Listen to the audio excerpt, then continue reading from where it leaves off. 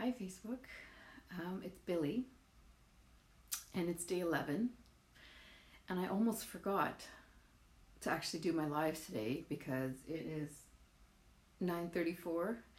Yes, I'm in my pajamas. I barely just got home, put the kids to bed, got ready for work again tomorrow, and I was like, okay, I better do my live because I'm committed. I'm not going to forget. It's been quite a day. I woke up at 5 to go to work this morning, and after work had to come back home to switch cars to go pick up my daughter. Picked up my mom, then picked up my daughter, then picked up my son, fed them dinner, went to gymnastics, dropped them off there. I had to go to a quick meeting from Kitsilano to Richmond and back again, and then drop my mom off and come back home, and my daughter fell asleep in the car and I couldn't give her a shower, and I barely got a diaper on her and put her to bed. And yeah, it's been a crazy day, but I'm still here because I've committed and I'm not going to fall back, although I actually almost forgot. I was about to do it in the car because the thought came to me.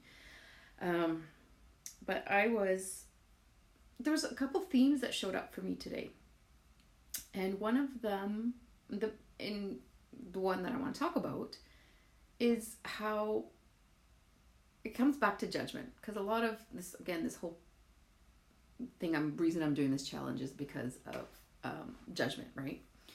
And a personal one of mine was, or a block, as sometimes they call it, in doing this business as doTERRA, is the fact that it's a network marketing company or direct sales or MLM, whatever the hell you want to call it. And there's such a stigma around it. And I was that one person too. And I think that's part of the reason why I've been so shy about coming out and saying I've decided to do doTERRA as a career, is because of that.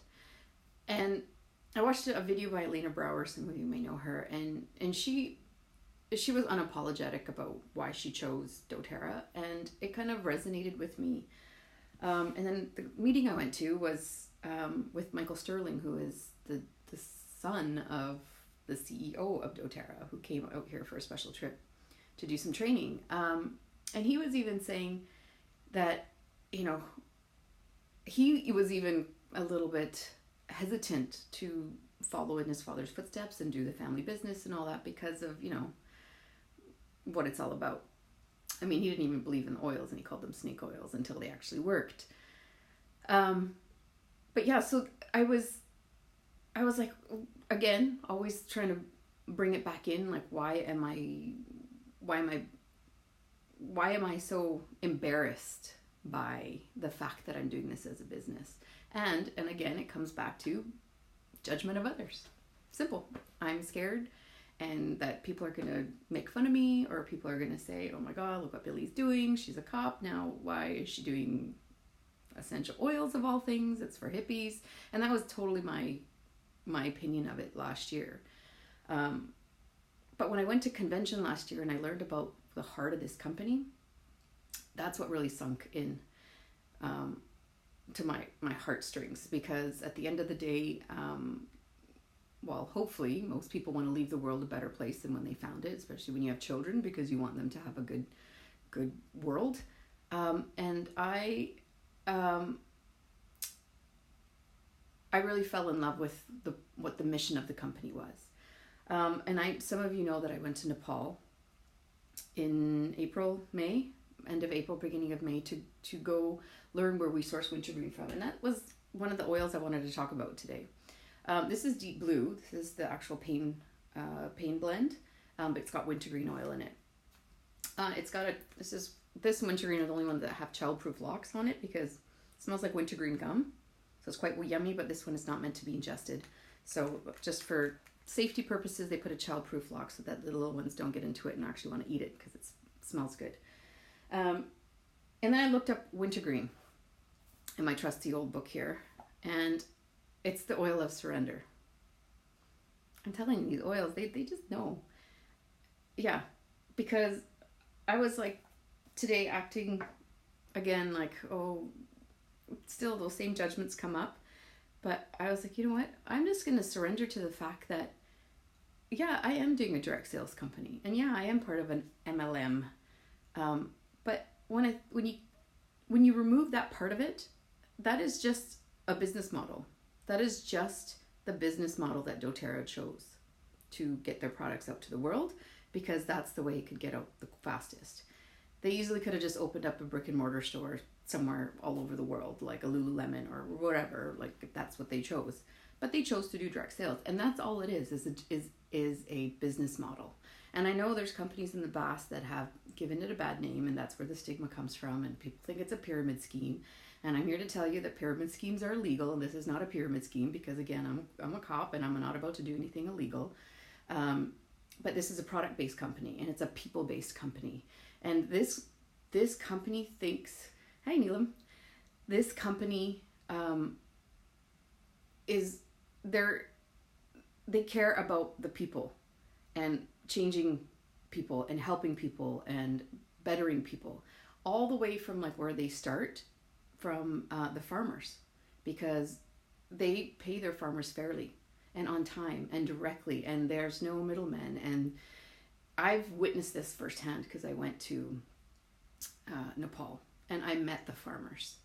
Okay, if you ever want to see some of the videos and the pictures that I took like 5,000, but if you ever want to like see what we did there, it was quite like soul changing. It's still hard for me to explain, because when you experience something that profound, it's very hard to put that into words. But I was just like, I talk a lot about the humanitarian stuff that the company does in my classes, like probably more than I should, because it's so important to me. And that's really the main reason why I chose to really align myself with this company, was because of that reason. And we met the farmers, and we saw how like they literally just, these women would come from 5:30 in the morning with this 70-80 pound bushel on their back of wintergreen leaves, and they would weigh it there on the spot, right in their book, and then they gave them the money. Like they paid them on the spot. And these women were putting their children through school and providing food and clothing and all this stuff like that they wouldn't have been able to. So I'm not embarrassed by that. And I'm totally proud that when instead of going to the store to buy an essential oil and I buy this one, I know that this wintergreen that's in here is helping a family on the other side of the world, literally on the other side of the world, get some fresh drinking water.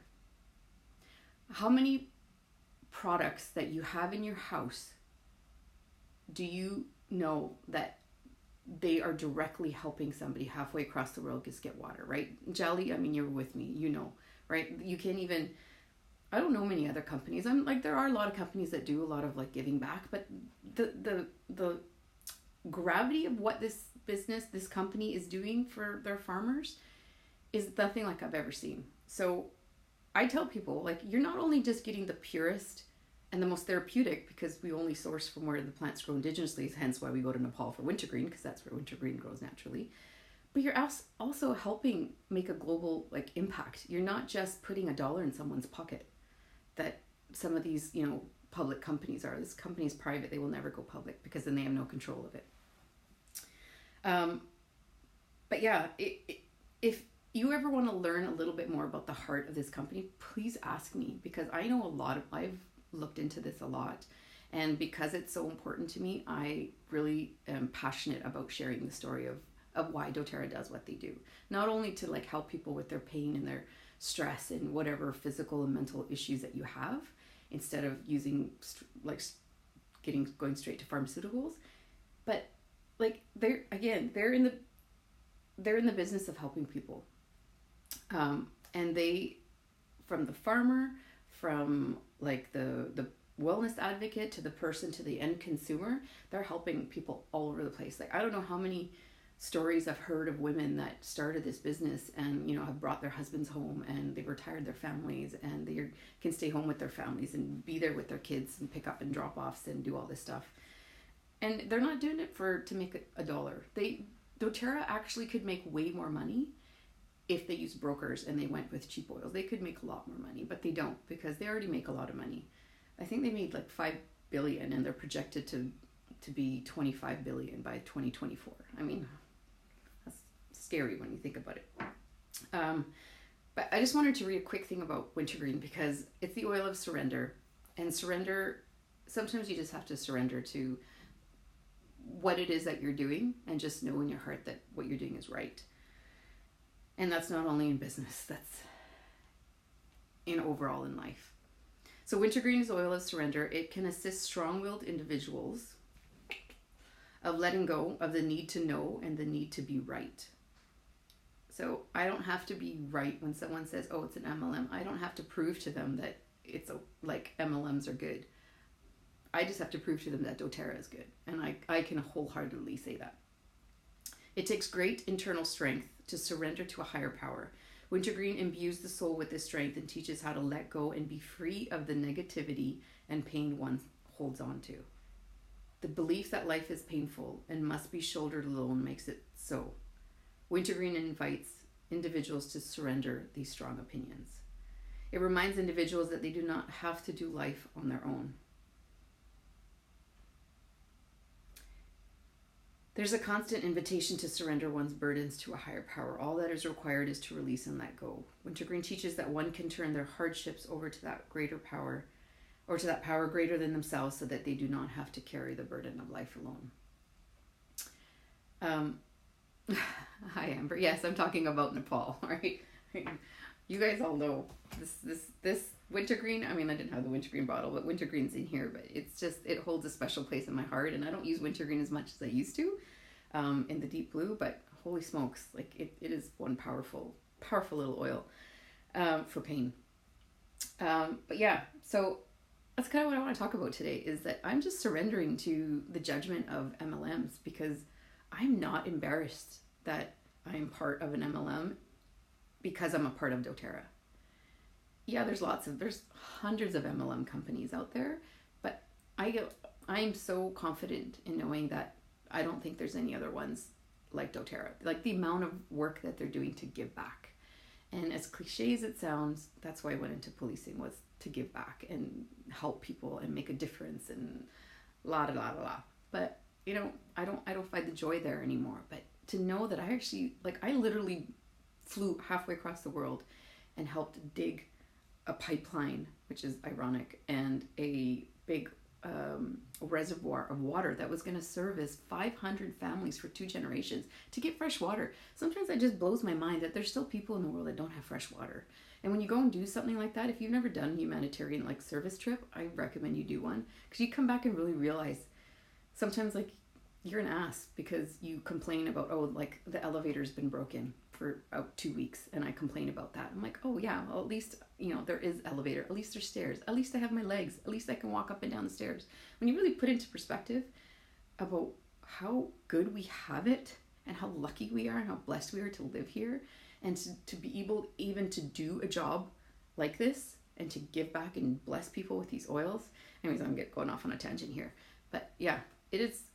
Like, yeah, I'm proud of it, and I'm going to stand in that. I'm going to surrender to that and be like, you know what, I'm not embarrassed. If I come across people that don't want to get involved because it's an MLM, then I feel bad for them because they're missing out. Because just because this oil is being sold through that business model doesn't make it a bad product, doesn't make it a bad company. These oils are changing lives, and I see it because I still get texts every day and like, oh, my kid finally slept through the night, or oh, you know what, my stomach actually feels better, or you know what, I've never breathed so good in my life for a long time. So yeah. And rent, there we go. If you can call it a job ever. Yeah, best job I ever had. Well, it's true what they say, when you love what you do, you never work a day in your life. And as exhausted as I was today, if I go and have to go teach a class, I turn on and I get tired. It's just my tiredness, my whatever stresses of life go away, and I just focus on the teaching, and I love it. And yeah, like I said, when your passion meets your purpose and aligns with the culture, you have found your home. And yeah, doTERRA, my home for now. Probably for life. As long as they stick around, I don't see myself going anywhere. Because I want to help as many people as I can around the world, not just in Vancouver. Okay, well, I'm really tired, and I have to be up at 5 o'clock in the morning again for work and start all over again. So good night, thanks for listening, and I'll see you tomorrow, day 12.